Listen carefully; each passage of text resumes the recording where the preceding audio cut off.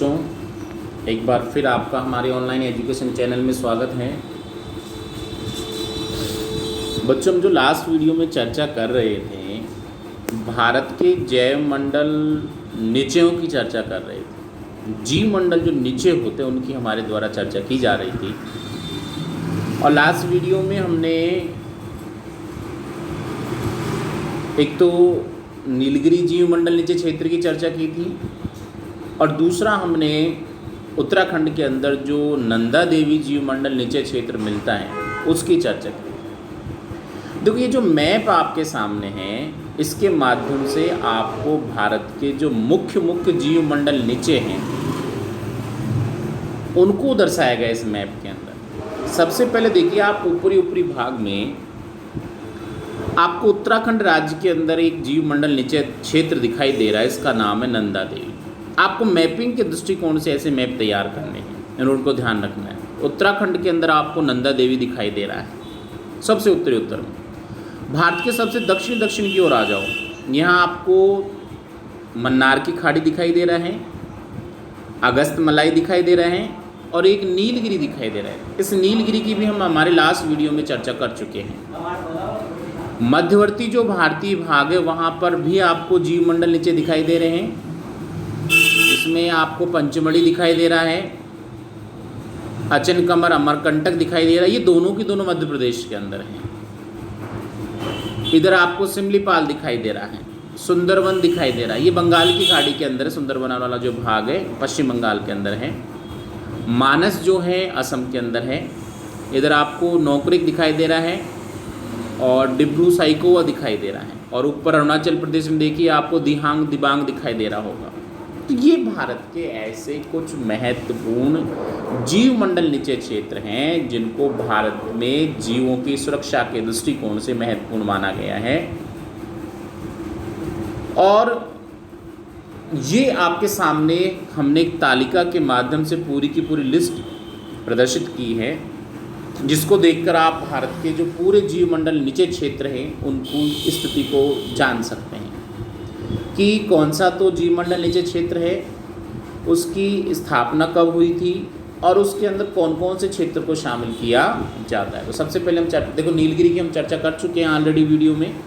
नंदा देवी की हम ऑलरेडी चर्चा कर चुके हैं। यहाँ आप देखिए, नौकरी स्थापना हुई थी 1/9/1988 को और मेघालय राज्य के अंदर गारो पहाड़ियों वाला जो भाग है वो विशेष रूप से इसके अंदर शामिल किया जाता है। मानस की स्थापना 14/3/1989 को हुई और साथ साथ में मानस जो है असम राज्य के अंदर शामिल किया गया है। असम में इसका अधिकांश क्षेत्र आता है। कोकराझार है, बोनाई गांव है, बरपेटा है, नलवाड़ी है, कामरूप है, दारांग जिले हैं। इनके अधिकांश भागों में ये जीव मंडल नीचे फैला हुआ है। सुंदरवन पश्चिम बंगाल का जीव मंडल नीचे क्षेत्र है। स्थापना 29/3/1989 को की गई और गंगा ब्रह्मपुत्र नदी का जो डेल्टाई भाग है उसके रूप में ये फैला हुआ मिलता है।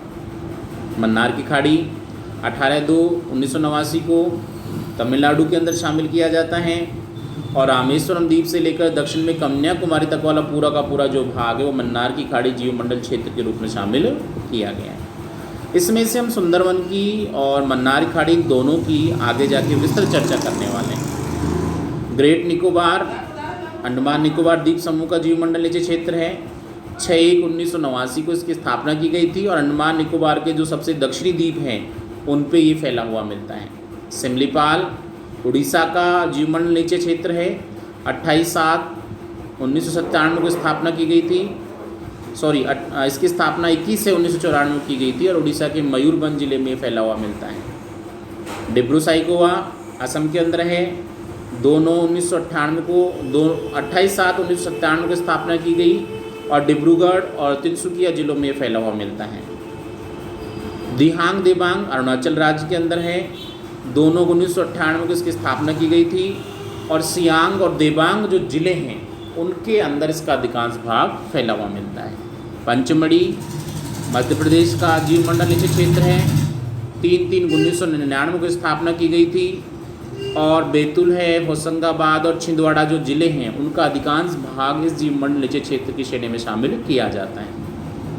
कंचनजंगा सिक्किम में है 7/2/2000 को स्थापना की गई थी और सिक्किम के अधिकांश उत्तरी और पश्चिमी जो भाग हैं वो इस जीव मंडल निचय क्षेत्र के रूप में शामिल किए जाते हैं। अगस्तमलाई केरल में है, 12/11/2001 को स्थापना की गई थी और केरल में जो अगस्तमलाई की पहाड़ी हैं उनका जो क्षेत्र है वो इस जीव मंडल निचय क्षेत्र के रूप में शामिल किया जाता है।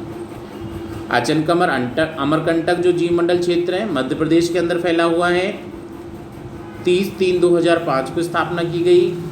मध्य प्रदेश के अनूपपुर है, दिंदोरी जिलों में और छत्तीसगढ़ के बिलासपुर जिले का अधिकांश भाग इसके अंदर शामिल किया जाता है। कच्छ गुजरात के अंदर फैला हुआ है, 29/1/2008 को नामित किया गया। कच्छ का रण है, राजकोट है, सुंदरनगर है, पाटन है, पिनवेली नेशनल पार्क का अधिकांश क्षेत्र जो इसमें शामिल किया जाता है।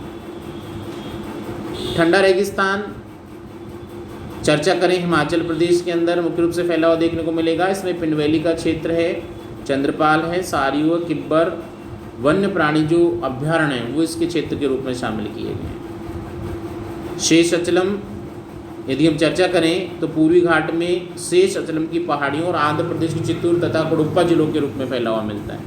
और पन्ना वापस मध्य प्रदेश में 25/8/2011 को स्थापना की गई और मध्य प्रदेश के पन्ना और छतरपुर नामक जो जिले हैं उनमें ये विशेष रूप से फैला हुआ मिलता है। तो यहाँ हमने भारत के कुछ महत्वपूर्ण वन्य जीव अभ्यारण्य जो क्षेत्र थे, जीव मंडल निचय क्षेत्र थे, उनकी चर्चा की जो हमारे भारत में विशेष रूप से आपको देखने को मिलते हैं। अब बच्चों हम चलते सुंदरवन जीव मंडल निचय क्षेत्र के ऊपर। थोड़ी देर पहले हम चर्चा कर रहे थे सुंदरवन जो जीव मंडल क्षेत्र है वो भारत के पूर्वी भाग में जो गंगा ब्रह्मपुत्र का डेल्टाई भाग है उसके रूप में फैला हुआ मिलता है। तो पश्चिम बंगाल राज्य के अंदर शामिल होने वाला ये जीव मंडल क्षेत्र गंगा नदी का जो दलदली भाग है जहाँ गंगा और ब्रह्मपुत्र का डेल्टा बनाया गया उसके क्षेत्र के रूप में फैला हुआ है। इसका कुल क्षेत्रफल आपके सामने 9,630 वर्ग किलोमीटर है। और यहाँ पर जो दलदली वन पाए जाते हैं उनको ज्वारीय वनों के नाम से, मैग्रोव वनों के नाम से या अनूप वनों के नाम से जाना जाता है। डेल्टा के रूप में जो छोटे मोटे द्वीप मिलते हैं उनमें सघन वन पाए जाते हैं, ज्वारीय वन पाए जाते हैं। और इन सघन ज्वारीय वनों वाले क्षेत्र के अंदर ही रॉयल बंगाल टाइगर पाया जाता है। बंगाल टाइगर जो अपने आप में फेमस है वो इसी क्षेत्र में पाया जाता है। यहाँ जो ज्वारीय या मैग्रोव वन मिलते हैं वो लगातार पानी के संपर्क में रहने के कारण उनकी जो जड़ें होती हैं वो बाहर निकल जाती हैं और ऐसी जो जड़ों का जो खोखला भाग होता है या जड़ों के बीच में जो खाली जगह होती है वो मछलियों के रहने के स्थान के रूप में काम आती है। तो यहाँ लगभग 170 से अधिक ज़्यादा पक्षियों की प्रजातियाँ देखने को मिलती हैं और लवणीय और ताज़ा जल की यहाँ जो स्थिति देखने को मिलती है, लवणीय जल और ताज़ा जल की जो मिश्रित स्थिति यहाँ देखने को मिलती है उसी के अनुसार यहाँ पर रॉयल बंगाल टाइगर देखने को मिलते हैं और इन्होंने अपने आप को यहाँ मिलने वाली दशाओं के आधार पर ढाल ली, अनुकूलन कर लिए हैं। इसके अलावा चीतल है, भौंकने वाले हिरण है, जंगली सुअर हैं और जो बंदर हैं वो भी यहाँ विशेष रूप से देखने को मिलते हैं। तो ये पूरी की पूरी जो कहानी थी ये सुंदरवन जीव मंडल निचय क्षेत्र की कहानी जिसकी हमने चर्चा की। अभी जो हम चर्चा करेंगे भारत के सबसे दक्षिणी भाग में फैले हुए मन्नार की खाड़ी जीव मंडल निचय क्षेत्र की चर्चा करने वाले हैं। थोड़ी देर पहले मैं आपको बता रहा था कि तमिलनाडु जो राज्य है उसका सबसे दक्षिणी जो भाग है वो कन्याकुमारी तक का जो क्षेत्र है उस फैला हुआ है। तो हम यदि चर्चा करें कि भारत के सबसे दक्षिणी भाग में फैला हुआ जो जीव मंडल क्षेत्र है वो मन्नार की खाड़ी जीव मंडल क्षेत्र के रूप में शामिल किया जाता है और इसका कुल जो क्षेत्रफल है वो लगभग 1,05,000 हेक्टेयर क्षेत्र में फैला हुआ है। भारत के दक्षिणी पूर्वी तट पर स्थित है और भारत में जो जीव विविधता पाई जाती, जीवों की विविधता पाई जाती प्रजातियों के दृष्टिकोण से, चाहे वो पशु पक्षियों की हो या फिर पादपों की हो, उसमें सबसे समृद्ध जीव मंडल निचय क्षेत्र है। आपको बहुत अच्छी तरह पता है कि भारत के दक्षिणी पूर्वी तट से लेकर कन्याकुमारी तक फैला, उसमें अधिकांश द्वीप शामिल हो जाते हैं। छोटे मोटे जो द्वीप फैले हुए हैं उन द्वीपों के रूप में जीव मंडल क्षेत्र फैला हुआ मिलता है। इसमें बताया गया लगभग 21 द्वीप हैं जिन पर इस जीव मंडल निचय क्षेत्र का विस्तार देखने को मिलता है। बहुत सारे ज्वारनद मुक्त देखने को मिलते हैं, पुलिन देखने को मिलते हैं, साथ साथ में समुद्री जो भाग उसमें विभिन्न प्रकार की समुद्री घासें पाई जाती हैं, प्रवाल द्वीप मिलते हैं, लवणीय अनूप मिलते हैं और साथ साथ में मैग्रोव या ज्वारीय वन भी पाए जाते हैं। तो यहाँ मिलने वाली दलदली जो स्थिति है उसी के कारण यहाँ पर प्रवालों की स्थिति देखने को मिलती है और साथ साथ में जो ज्वारीय या मैंग्रोव वन है वो भी यहाँ पर हमें देखने को मिलता है। इसके अलावा ये जो मन्नार की खाड़ी वाला जीव मंडल निचय क्षेत्र है, इसमें लगभग 3600 पौधों और जीवों की संकटग्रस्त प्रजातियाँ पाई जाती हैं। ध्यान दीजिएगा, यहाँ हम चर्चा ये नहीं कर रहे कितनी प्रजातियाँ पाई जाती, यहाँ हम चर्चा ये कर रहे हैं कि 3600 तो पौधों और जीवों की संकटग्रस्त प्रजातियां पाई जाती। इसके अलावा बाकी की प्रजातियां अलग जो संकटग्रस्त नहीं हैं, जिनमें समुद्री गाय मुख्य है। जो संकटग्रस्त प्रजाति उसमें समुद्री गाय का स्थान महत्वपूर्ण माना गया है। इसके अतिरिक्त भारतीय प्रायद्वीप क्षेत्र में विशेष की जो मैंग्रोव जो वन पाए जाते हैं उनकी भी 6 प्रजातियाँ ऐसी हैं संकटग्रस्त देखने को मिलती हैं और उनका संबंध इसी जीव मंडल नीचे क्षेत्र से होता है।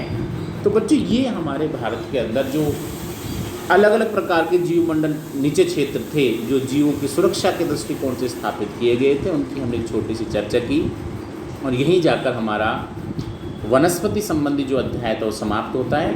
हमने वनस्पति की चर्चा की, वनस्पति के जो प्रकार थे उनकी चर्चा की, वन संरक्षण की हमने चर्चा की, भारत में जो वन्य प्राणी जीवन मिलता है उसकी चर्चा की, वन्य प्राणी जीवन जो संकटग्रस्त हो रहा है क्यों हो रहा है उसके कारणों की चर्चा की, साथ साथ में हमने वन्य प्राणी जीवन संरक्षण की प्रक्रिया का अध्ययन किया, भारत सरकार के द्वारा कौन कौन से कार्यक्रम चलाए जा रहे हैं वन्य प्राणियों की संवर्धन के लिए उसकी हमने चर्चा की, और उसके साथ साथ में भारत में जो बायोस्फीयर रिजर्व एरिया है, जीव मंडल नीचे क्षेत्र जो भारतीय सरकार के द्वारा स्थापित किए गए हैं और जिनमें से अधिक जो चर्चा की जिनको विश्व धरोहर के रूप में शामिल किया गया है या फिर हम ऐसा कहें यूनेस्को द्वारा जिनको अपनी आरक्षित सूची में शामिल किया गया है, उनमें से कुछ जीव मंडल नीचे क्षेत्र की हमने इसमें डिटेल से चर्चा की, जिसके अंदर नंदा देवी था, नीलगिरी था, सुंदर वन जीव मंडल नीचे क्षेत्र था और मन्नार की खाड़ी का जीव मंडल नीचे क्षेत्र था, जिनकी हमने इसमें चर्चा की। तो बच्चों, ये वीडियो भी हमारा यहीं समाप्त होता है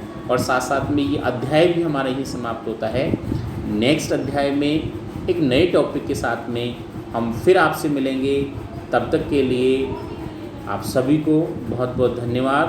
घर पे रहिए, सुरक्षित रहिए और सबसे ज़रूरी बात कि आप पढ़ते रहिए।